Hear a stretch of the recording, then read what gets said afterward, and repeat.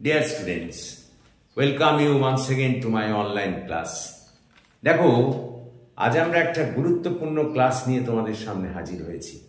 আজকের ক্লাসটি হলো দ্বাদশ শ্রেণীর ইংরাজি ক্লাস। আজ আমরা এই ক্লাসে আর্থার রিম্বার্ড রচিত অ্যাসলিপ ইন দ্য ভ্যালি কবিতাটি লাইন বাই লাইন প্রথমে ব্যাখ্যা করব এবং তারপর এর সারাংশ এবং এখান থেকে প্রশ্নোত্তর করব। প্রথমেই এই আর্থার রিম্বার্ড সম্পর্কে একটু বলে নিই। তিনি একজন খুব শক্তিশালী কবি ছিলেন। অতি অল্প বয়স থেকে তিনি কাব্য রচনা শুরু করেছিলেন এবং তোমরা শুনলে অবাক হয়ে যাবে, মাত্র 19 বছর বয়সেই তিনি কাব্য লেখা ছেড়ে দিয়ে, ওই কবিতা লেখা ছেড়ে দিয়ে যুদ্ধে অংশগ্রহণ করেছিলেন। তো এরই মধ্যে তিনি যেসব বিখ্যাত বিখ্যাত কাব্যগ্রন্থগুলি লিখেছিলেন তার মধ্যে the drunken boat, a season in hell, letters of the sea, এইসব কাব্যগ্রন্থগুলি কিন্তু খুবই উল্লেখযোগ্য। এবং মাত্র 37 বছর বয়সে তিনি জন্মগ্রহণ করেছিলেন 1854 সালের 20 অক্টোবর এবং মারা যান 1891 সালের 10ই নভেম্বর। মাত্র 37 বছর বয়সে তিনি মারা যান, খুব দুঃখজনকভাবে মারা গিয়েছিলেন। তখন এই কবি 19 বছরের পর তখনকার দুটি বিখ্যাত যুদ্ধে তিনি কিন্তু অংশগ্রহণ করেছিলেন। স্বাভাবিকভাবে যুদ্ধে সৈনিকদের যে কঠিন পরিস্থিতির সম্মুখীন হতে হয় তার সঙ্গে তিনি যথেষ্ট পরিচিত ছিলেন। সৈনিকদের ব্যথা বেদনা দুঃখ কষ্ট তিনি তার এই কবিতার মধ্যে দিয়ে কিন্তু ফুটিয়ে তুলেছেন। এখন আমরা প্রথমেই কবিতাটির লাইন বাই লাইন ব্যাখ্যা করব। প্রথমেই শুনুন। তাহলে পড়ছি আমরা অ্যাসলিপ ইন দ্য ভ্যালি এবং কবি হলেন Arthur রিম্বার্ড। A small green valley, একটা ছোট্ট সবুজ উপত্যকা। তোমরা জানো স্মল মানে ছোট, গ্রিন মানে সবুজ, ভ্যালি মানে তো উপত্যকায়। হোয়ার এ স্লো স্ট্রিম ফ্লোজ, যেখানে একটা ছোট্ট পাহাড়ি নদী বয়ে চলেছে। স্ট্রিম মানে কিন্তু পাহাড়ি নদী। তাহলে কি হলো? এটি ছোট্ট সবুজ উপত্যকা যেখানে একটি ছোট্ট পাহাড়ি নদী ধীরে ধীরে বয়ে চলেছে। এই ফ্লোজ মানে বয়ে চলা। পরের line, and leaves long strands of silver on the bright grass from the mountain top stream. The sun rays they fill hollow full of light. দেখো এখানে কি বলতে চাইছেন কবি? বলছেন যে এই যে পাহাড়ি নদীটা পাহাড়ের উপর থেকে একটা সরু ফিতের মতো নেমে এসেছে। মনে হচ্ছে যেন ঘাসের ওপরে সরু ফিতের মতো বিছানো আছে এবং সূর্যরশ্মি ওই ফাঁকা অঞ্চলটাকে আলোয় আলোকিত করে তুলেছে। দেখো এখানে এই যে লিভস মানে ত্যাগ করা, স্ট্র্যান্ডস মানে হচ্ছে তন্তু বা সুতো, সিলভার মানে রূপলি, তোমরা তো জানো, ব্রাইট মানে উজ্জ্বল, গ্রাস মানে তো ঘাস, মাউন্টেন টপ মানে হচ্ছে পর্বত শীর্ষদেশ এবং সানরেজ মানে সূর্যরশ্মি, ফিল মানে পূর্ণ করা, হলো মানে ফাঁকা জায়গা এবং ফুল অফ লাইট মানে আলোকে পরিপূর্ণ। তার মানে গোটাটার মানে হলো একটা ছোট্ট পাহাড়ি নদী বয়ে চলেছে কোথায়? একটা সবুজ ছোট উপত্যকায়। একটা ছোট্ট সবুজ উপত্যকা যেখানে বয়ে চলেছে একটা ছোট্ট পাহাড়ি নদী ধীরে অতি ধীরে, এবং সেই পাহাড়ি নদীটা নেমে এসেছে পাহাড়ের উপর থেকে। দেখে মনে হচ্ছে যেন উজ্জ্বল ঘাসের উপরে ফিতের মতো বেছানো আছে। সূর্যরশ্মি গোটা অঞ্চলটাকে আলোয় আলোকিত করে তুলেছে। পরের লাইন দেখো, এ সোলজার ভেরি ইয়াং, একজন সৈনিক। সোলজার মানে সৈনিক, তোমরা জানো। ভেরি ইয়াং মানে খুবই তরুণ, ইয়াং মানে তরুণ বা যুবক। লাইজ ওপেন মাউথ, খোলা মুখে, মুখটা খোলা অবস্থায় শুয়ে আছে। তার মানে একজন তরুণ সৈনিক খোলা মুখ অবস্থায় শুয়ে আছে। A pillow made of fern, pillow মানে তো তোমরা জানো বালিশ, মেড অফ ফার্ন মানে ফার্ন, ওই শ্যাওলা ফার্ন ওই দিয়ে তৈরি। বিনিথ হিজ হেড, বিনিথ মানে নিচে, হিজ হেড মানে তার মাথার নিচে। অর্থাৎ একজন সৈনিক যে অতি যুবক, সে খোলা মুখ অবস্থায় শুয়ে আছে, তার মাথার নিচে আছে ফার্নের দ্বারা নির্মিত বালিশ। অ্যাসলিপ, সে ঘুমন্ত বা ঘুমিয়ে আছে, অ্যাসলিপ মানে ঘুমন্ত। স্ট্রেচড ইন দ্য আন্ডারগ্রোথ, স্ট্রেচড মানে বিস্তৃত, আন্ডারগ্রোথ মানে ঘাস গুল্ম লতা, অর্থাৎ সে ঘুমিয়ে আছে এবং তার দেহটা বিস্তৃত আছে ওই ঘাস গুল্ম লতার মধ্যে। Pale in his warm green sun soaked bed, তাকে কিছুটা ফ্যাকাশে দেখাচ্ছে। পেল মানে ফ্যাকাশে, পাণ্ডুর যাকে আমরা বলি, তাকে কিছুটা ফ্যাকাশে দেখাচ্ছে। এবং সে শুয়ে আছে কোথায়? সূর্য রশ্মি দ্বারা সিক্ত ওই সবুজ বিছানায়, সবুজ ঘাসের বিছানায়, যা সূর্য রশ্মি দ্বারা সিক্ত, সেখানে সে শুয়ে আছে। তাহলে গোটাটা কি হলো? একটা ছোট্ট সবুজ উপত্যকা, একটা ছোট্ট পাহাড়ি নদী সেখানে বয়ে চলেছে। পাহাড়ি নদীটা নেমে এসেছে পাহাড়ের উপর থেকে, দেখে মনে হচ্ছে যেন সবুজ ঘাসের ওপর রূপলি সুতোর মতো বিছানো আছে, রূপলি ফিতের মতো বিছানো আছে। আর ওই পাহাড়ের শীর্ষ থেকে সূর্য রশ্মি গোটা অঞ্চলটাকে আলোয় আলোকিত করে তুলেছে। এই ধরনেরই পরিবেশে একটি যুবক সৈনিক, যে অতি যুবক, সে মুখ খোলা অবস্থায় শুয়ে আছে, সে ঘুমিয়ে আছে, তার মাথার নিচে আছে ফার্নের তৈরি করা বালিশ, এবং তাকে কিছুটা ফ্যাকাশে দেখাচ্ছে, কিন্তু সূর্য সিক্ত সবুজ বিছানার উপরে সে শুয়ে আছে। তারপর কি বলছে দেখো, হিজ ফিট অ্যামং ফ্লাওয়ার্স, দেখো his feet among the flowers, feet মানে তো জানো পা, আর ফ্লাওয়ার্স মানে তো ফুল। তারপরে দেখো হিজ স্লিপ মানে তো ঘুমানো, তাহলে his feet among the flowers he slips, ওই ফুলের উপরে যেসব ফুল ফুটে আছে তার উপরে পা রেখেছে, ঘুমোচ্ছে। His smile is like an infant gentle without guile, দেখো ইনফ্যান্ট মানে তো শিশু, জেন্টল মানে মৃদু বা নরম, আর গাইল মানে ওই কোনো ধরনের ভনিতা বা ছলনা ছাড়া। অর্থাৎ his feet among flowers he sleeps, ফুলগুলোর ওপরে পা রেখেছে, ঘুমোচ্ছে।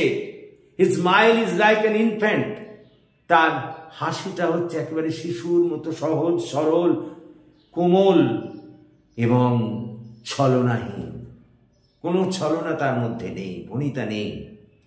ও নেচার, কবি বলছেন প্রকৃতিকে, ও নেচার, ও হে প্রকৃতি, কিপ হিম ওয়ার্ম, কিপ মানে রাখা, ওয়ার্ম মানে গরম, হিমে ক্যাচ কোল্ড, তার ক্যাচ মানে তো মানে ক্যাচ কোল্ড মানে সর্দি লাগা।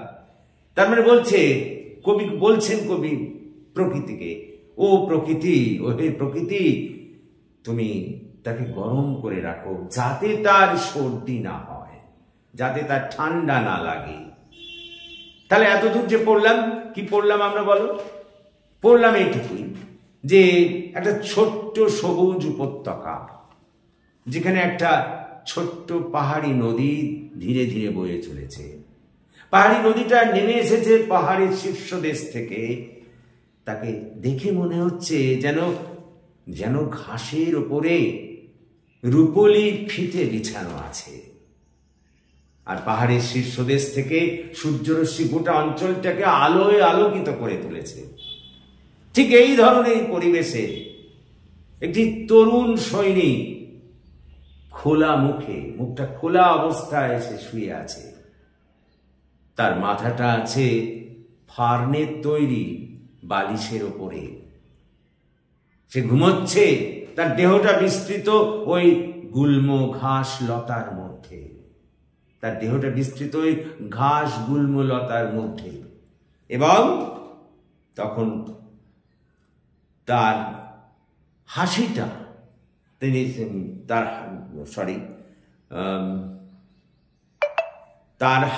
বলছেন কবি, সে তার পা দুটো ওই ফুলের ওপরে রেখে ঘুমোচ্ছে। তার হাসিটা একটা সহজ সরল শিশুর মতো, তার যার মধ্যে কোনো ধরনের ছলনা বা ভনিতা নেই। কবি তখন প্রকৃতিকে উদ্দেশ্য করে বলছেন, ও হে প্রকৃতি, তাকে একটু গরম করে রাখো, তাকে একটু উত্তপ্ত করে রাখো, যাতে তার ঠান্ডা না লাগে। তারপরে লাইন দেখো, the humming insects don't disturb his rest. ওই গুঞ্জনরত, হামিং ইনসেক্টস মানে গুঞ্জনরত পতঙ্গ, গুনগুন করে যারা ঘুরছে তার চারদিকে। ডু নট ডিস্টার্ব, বিরক্ত করছে না, ডিস্টার্ব মানে বিরক্ত করা, হিজ রেস্ট, তার বিশ্রামে। ওই গুঞ্জনরত পতঙ্গরা তার কোনো ধরনের বিশ্রামে ব্যাঘাত ঘটাচ্ছে না। হি স্লিপস ইন সানলাইট, সে সূর্যালোকে ঘুমিয়ে চলেছে। One hand on his breast at peace, শান্তিতে একটা হাত তার বুকের উপরে রেখে। In his side there are two red holes, তার বুকের দুপাশে আছে দুটি লাল ধরনের লাল গর্ত। রেড হোলস মানে লাল গর্ত, পিস পিএসি পিস মানে শান্তি, ব্রেস্ট বিআরইএসটি ব্রেস্ট মানে বক্ষদেশ, সানলাইট মানে তো জানোই সূর্যালোক। তাহলে গোটাটা হয় এরকম, যদি আমি কবিতাটা মানে পুরোটার অর্থ করি। দেখো, এই কবিতাটা তো একটা সনেট, পেত্রাকীয় সনেট। প্রথমে যে 8 লাইন আছে এটাকে বলা হয় অক্টেভ, আর নিচের দিকে যে 6 লাইন আছে ওটাকে বলা হয় সেস্টেট বা ষষ্ঠ। প্রথমটাকে অষ্টক বলে, আর নিচের যে 6টা লাইন তাকে বলা হয় ষষ্ঠ। এখন প্রথম অষ্টকে কবি যে কথা বলছেন, যে একটা ছোট্ট সবুজ উপত্যকা, যেখানে একটা ছোট্ট পাহাড়ি নদী বয়ে চলেছে ধীরে ধীরে।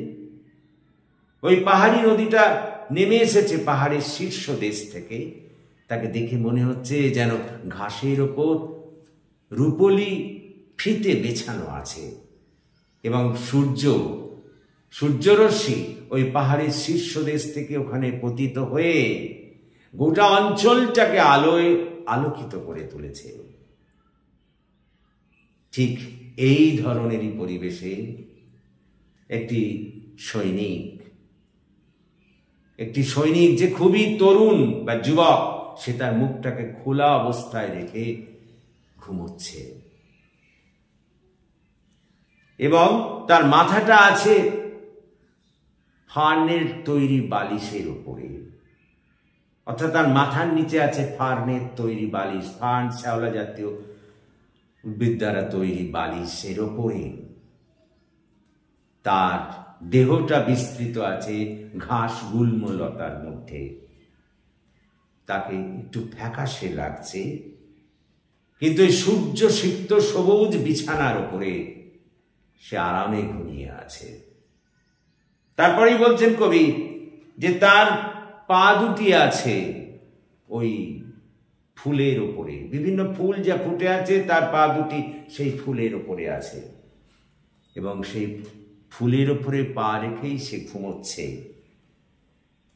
তার হাসিটা হচ্ছে একদম সহজ সরল শিশুর মতো, নিষ্পাপ শিশুর মতো হাসি, যার মধ্যে কোনো ধরনের ভনিতা বা ছলনা নেই। কবি প্রকৃতির উদ্দেশ্যে বলছেন যে হে প্রকৃতি, তুমি তাকে একটু গরম করে রাখো, যাতে তার ঠান্ডা না লাগে। তারপরেই বলছেন যে সব গুঞ্জনরত পতঙ্গরা তার বিশ্রামে কোনো ধরনের ব্যাঘাত ঘটাচ্ছে না। সেই সূর্যালোকের মধ্যে দিয়ে সে ঘুমিয়ে চলেছে, আরামে ঘুমিয়ে চলেছে, একটি হাত তার বুকের উপরে রেখে। শান্তিতে ঘুমিয়ে চলেছে একটি হাত বুকের উপরে রেখে, এবং তার বুকের দুধারে আছে দুটি লাল গর্ত। তাকে এই হচ্ছে এই লাইন বাই লাইনের এক্সপ্লানেশন। আসলে কি, আসলে ওই সৈনিকটি মারা গেছে, সে জীবিত নয়, কিন্তু কবি তাকে জীবিত বলেই মনে করছেন। মনে হচ্ছে যেন সে জীবিত এবং শান্তিতে ঘুমোচ্ছে। আসলে সে জীবিত নয়, সে মারা গেছে। মৃত সৈনিকটাকে ওই সবুজ উপত্যকায় রাখা হয়েছে, এবং তো কবির মনে হচ্ছে যেন যে সে তার মুখটা হাঁ করে আরামে ঘুমাচ্ছে। এবং কবি বলেছেন যে তার ওই দেহটা ওই গুল্মলতার মধ্যে বিস্তৃত, পা দুটো সে রেখেছে ওই ফুলের ওপরে, এবং মাথাটা আছে তার ফার্নের তৈরি করা বালিশের উপরে। এগুলো সব কবি কল্পনা। কবি দেখাতে চাইছেন যে সৈনিকটি জীবিত, কিন্তু আদৌ সৈনিকটি জীবিত নয়, সে মৃত। এবং আরো বলেছেন কবি যে ওখানে সব গুঞ্জনরত এই পতঙ্গরা, তার কেউ কোনো বিশ্রামে ব্যাঘাত ঘটাচ্ছে না। মহাশান্তিতে একটা হাত বুকের উপরে রেখে সে ঘুমিয়ে চলেছে। আর লাস্টলি বলছেন তার বুকের দুদিকে দুটো লাল গর্ত দেখা যাচ্ছে। আসলে কি, বন্দুকের গুলিতেও মারা গেছে। মারা গেছে বলেই তো ওই পতঙ্গদের কোনো ব্যাঘাত ঘটাতে তাকে পারছে না। মৃত মানুষকে আর কি ব্যাঘাত ঘটাবে?